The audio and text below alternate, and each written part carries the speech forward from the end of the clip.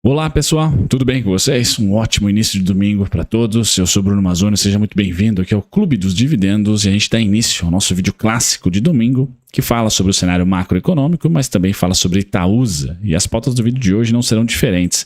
Seja muito bem-vindo aqui pessoal, você que é novo, todos os domingos eu utilizo esse período da manhã, então um ótimo cafezão, café da manhã para todos aí, se você moe, se você passa ele já direto moído ou não, pô, ótimo café da manhã para vocês. As pautas do vídeo sempre são papo macroeconômico e Itaúsa. Quando Itaúsa tem algum tipo de protagonismo ao longo da semana, um resultado divulgado ou uma notícia relevante, venda das ações da XP, por exemplo, eu acabo comentando mais Itaúsa, menos do macro. Hoje, especificamente, tá? Hoje é dia 28, esse vídeo vai ao ar dia 29 de outubro, vou falar mais sobre o cenário macro. Quais serão as pautas, pessoal? A agenda da semana, o que se passou na semana, o que foi importante, o que a gente pode destacar, tanto no cenário doméstico como no cenário internacional, créditos para Genial Investimento, onde eu pego esse relatório semanal e na descrição um dos links é para vocês abrirem conta na Genial, que é o escritório oficial aqui do canal. Tá? Depois a gente vai para Itaúsa, que muito provavelmente, a não ser que segunda e terça-feira sejam dias maravilhosos, tá? Muito provavelmente vai para o seu terceiro mês de queda. E aí eu vou comentar que não é idiosincrático, é S&P cai, Ibovespa cai. E aí eu passo para a parte quantitativa do Ibovespa, sem antes também falar sobre o fluxo estrangeiro do mercado à vista. E vou apontar aqui o principal vilão para esses 3 meses de queda nos mercados de ações do mundo afora, tá? Que é o DXY. Vou comentar sobre o DXY aqui, a gente vai olhar um pouco para essa dinâmica. Terminamos aqui com o mapa de calor do Ibovespa, só que na base mensal. Quem subiu mais em outubro, quem subiu menos, de relevante que a gente pode traçar por aqui. E aí terminamos com a Itaúsa clássica. Gráfico mensal hoje, pessoal, está muito próximo do meu aporte, em 8,63. Então a gente vai falar sobre isso, sobre alocação em ITSA4. Certo? Sem mais delongas, pessoal, passo aqui para o disclaimer. Do disclaimer, convido a todos a se inscreverem no canal, ativarem as notificações. Aos domingos, hoje, esse vídeo vai ao ar bem cedinho, 6 e pouquinho da manhã, junto com o seu café. Então, de novo, né? Ótimo café da manhã para você e família. E domingo tem 3 vídeos. Então, ativem as notificações para vocês não perderem nenhum deles, tá? Vamos lá. Começando com o cenário macro, pessoal, créditos para todos da Genial aqui. O nosso IPCA 15, né? Passagens aéreas pressionaram os serviços, mas processo de desinflação, ou seja, dados positivos continuam. Lembrando que o IBCBR veio fraco, então, muito provavelmente, se a gente continuar com esse processo de deflação, pessoal, mas, né, a atividade econômica também ceder, a gente pode ter um aumento, tá, da velocidade do corte de juros ou da intensidade do corte de juros, velocidade não, da intensidade do corte de juros, devido a uma preocupação com atividade econômica e não mais com inflação aqui no Brasil. A arrecadação federal, quarto recuo mensal consecutivo, reforça a tendência de perda de fôlego da atividade. IBCBR já apontou isso para a gente. Meta fiscal, fala do presidente Lula, gera estresse no mercado. Isso foi na sexta, pessoal.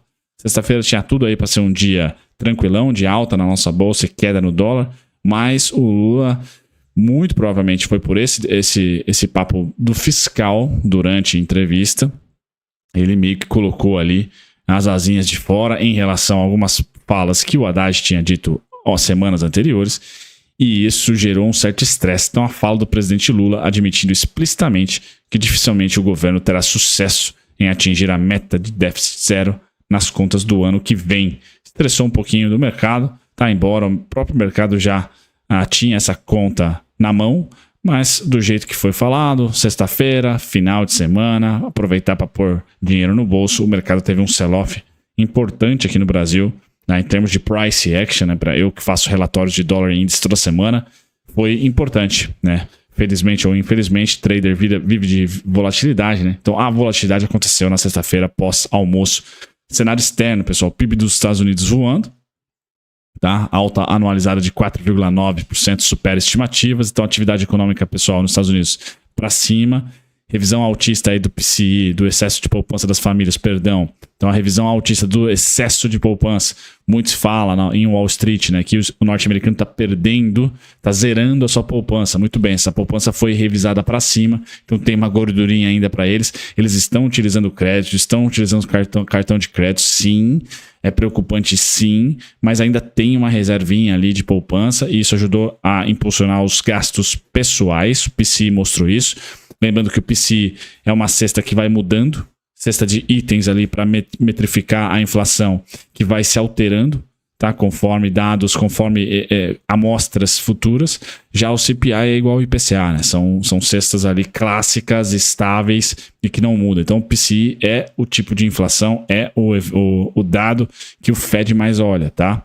PMI dos Estados Unidos, atividade econômica aqui em pauta, dados preliminares reforçam um bom momento da economia. Já na zona do euro, o pessoal evidencia fraca atividade econômica, tá? Decisão de juros no euro mantém as suas principais taxas de juros inalteradas. Qual que é o resumo, pessoal? Estados Unidos forte no relativo contra outros países desenvolvidos. O único que está batendo de frente ali é China, indo para 5% de crescimento, tá? E Japão. O bloco europeu ali, pessoal, ou seja, você no euro dólar, tá vendo que o euro está cada vez mais fraco, tá? Os Estados Unidos, o dólar realmente ganhando força. Isso é ruim, tá, para mercados emergentes nesse momento, pois o upside agora, tanto em relação ao carrego de um CDI brasileiro, quanto em relação à alta das commodities, começa a ficar fraco, tá, em relação aos 5%, 5,5%. Vamos saber aonde vai parar, não sabemos onde vai parar essa taxa de juros americana, que hoje está namorando 5%. Então 5% em dólar, sem risco, está sugando liquidez. Não é o primeiro vídeo que a gente comenta aqui no canal sobre isso, e a gente tende a entrar, infelizmente, em novembro, com essa dinâmica ainda de dólar estressado, DXY, ainda de taxa de juros americana sugando liquidez. Digo isso porque, pessoal, a temporada corporativa dos Estados Unidos está chegando ao seu fim, tem mais empresas populares para divulgarem seus resultados. Caso essas empresas não divulguem resultados perfeitos, pessoal, muito provavelmente vai haver mais capitulação, ou seja, bacana, surfamos aí as Big Techs, a inteligência artificial, agora é hora de aproveitar um pouquinho desses 5%, porque o Fed não vai aguentar tanto tempo assim, tá? Com esses juros nessas alturas. Então talvez seja a oportunidade da década você pegar dólar mais 5% sem risco, tá? E aí eu coloco para vocês a parte de que o Brasil não é o cachorro e não é uma ilha, a gente é o rabo do cachorro ali. Às vezes a gente se desenvolve um pouquinho e pega mais alguns membros, mas de certa maneira, pessoal, a Itaúsa, representando o Ibovespa, que eu também vou mostrar para vocês, está no terceiro mês de queda. Terceiro mês de queda. E aqui um pouquinho do meu namoro em relação a price action, em relação à aposta em um ciclo macroeconômico Y ou Z. Eu comentava com vocês, pessoal, não aportei em junho, não aportei em julho, não aportei em agosto, tá? E de certa maneira, mesmo sendo investidor de longo prazo, fui premiado. Por quê? Porque eu achava que agosto ia ser um mês de sell-off, tá? E eu achei que junho e julho foram meses de muito upside, de muita alta, tá? Isso deixou um pessoal sem conseguir alocar, e essa correria de alocação geralmente gera a volatilidade oposta de venda, né? Então eu acabei apostando e deu certo, tá? Praticamente todas as ações, agora recentemente a Klabin também começou a ceder, então eu consegui na minha carteira previdenciária evitar, entre aspas, de pagar 5, 10, até às vezes 15% mais caro em um determinado ativo, tá? Por simplesmente esperar e principalmente, pessoal, especular. Especular no trading, não. Especular num viés de que vai cair antes de subir. Logo eu vou comprar 10, 15, 20% mais barato. E quando eu aportei nas empresas que eu aportei sem ordem técnica, nos meses de julho, agosto, e tiveram empresas que eu aportei, como a Fleury, como a JBS, que não é para carteira previdenciária, mas é para tática, tá? Como a Aura, que eu continuei aportando, Qualicorp, continuei aportando. As empresas que eu cheguei a aportar, mesmo sabendo que não seria um bom momento, tirando essas que eu acabei de comentar, eu aportei menos. Então eu sempre vou falar no canal aqui, pessoal, a gente mostra gráfico, né? Apesar de ser clube dos dividendos, tem gráfico, tem análise técnica. Análise técnica não necessariamente para especular, tá? A análise técnica é só para você se posicionar mais ou menos em determinado cenário que você, tá? Que você, ou que você acaba terceirizando para uma research, ou aqui acaba emprestando a minha opinião, às vezes, para montar o seu próprio cenário em casa e operacionalizar. A análise técnica te dá a chance de aumentar a intensidade ou diminuir a intensidade, tá? Eu desenho o cenário macro também via gráfico, olhando para o gráfico de juros, olhando para o gráfico de commodity X, Y, Z, tá? Para o gráfico do PMI, para o gráfico de tudo, pessoal, tudo tem gráfico, tá? Não necessariamente liquidez, trading em cima do gráfico, mas dá para se utilizar gráfico para traçar cenários. E bem, o cenário atual de 3 meses de queda, você pode estar ali chateado, mas não é algo idiosincrático da Itaúsa. Se você foi diferente de mim, por exemplo, continuou aportou normalmente em julho, agosto, setembro, outubro, tá? Você deve estar um pouco chateado com a oscilação de curtíssimo prazo, mas não é algo idiosincrático da Itaúsa. Não, o S&P cai e cai muito mais do que a Itaúsa até, né? Esse é o gráfico mensal do S&P, uma queda forte, tá? E o Ibovespa também cede, embora a Itaúsa tenha o Itaú ali como principal, então ela meio que anda junto com o Ibovespa, a não ser em ciclos econômicos. E aqui eu vou puxar a sardinha da Itaúsa, já que é o nosso tema principal, tá? A Itaúsa, pessoal, durante ciclos econômicos, ou seja, quebra da Grécia lá em 2011, 14, aquela fase ruim pós 2008, pessoal, nós tivemos algumas quebras, Primavera Árabe, recessão em alguns pontos do globo e crescimento baixo de China e Estados Unidos, tá? Foi um ciclo econômico muito ruim, commodities desabaram, principalmente em 2014 com o petróleo, xisto americano e o próprio minério de ferro também desabou bastante. Em ciclos econômicos que são muito conectados ali com commodities, a Itaúsa performa muito bem. Durante esse período em amarelo, que foi o ciclo econômico de 2011, pessoal, a 2014, nós tivemos a Itaúsa, se eu fosse plotar o gráfico dela aqui, fazendo isso aqui, ó. Subindo, enquanto o Ibovespa, o Itaú, o Bradesco também subindo, enquanto o Ibovespa cedeu. Então, para você que está apostando aí em casa, no próximo cenário macro, que olha, a gente vai para uma recessão, eu aposto numa estagflação e não numa recessão, tá? Aguda nos próximos 3 a 6 meses, tanto aqui como na gringa.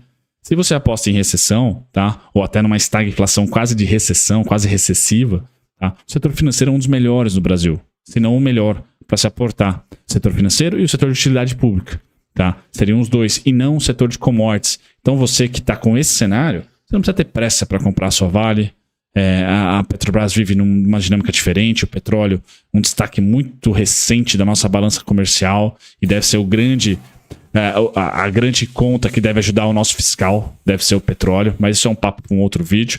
Agora, a Itaúsa, sem dúvida nenhuma, é uma alocação que, se você tem dentro do seu cenário para os próximos 3 a 6 meses recessão, é uma alocação que, na minha opinião, não deve diminuir, tá? Você, taticamente, ali, se você foi comigo, né, deixou de comprar um pouquinho em agosto, setembro, porque o mercado estava subindo, tá? Entre junho, julho e agosto, porque o mercado está subindo. Agora, com o mercado caindo, e se você tem um cenário de recessão, não vejo o setor financeiro como um setor dentro da renda variável, que você tem um aporte ali específico, para você diminuir. Eu acho que no Brasil especificamente, é um setor interessante em ciclos econômicos de queda, tá? Então eu gosto bastante da Itaúsa nesse quesito. Se você está apostando se você não está apostando em um cenário de recessão, pessoal, a Itaúsa vai ser aquela ação que vai subir menos.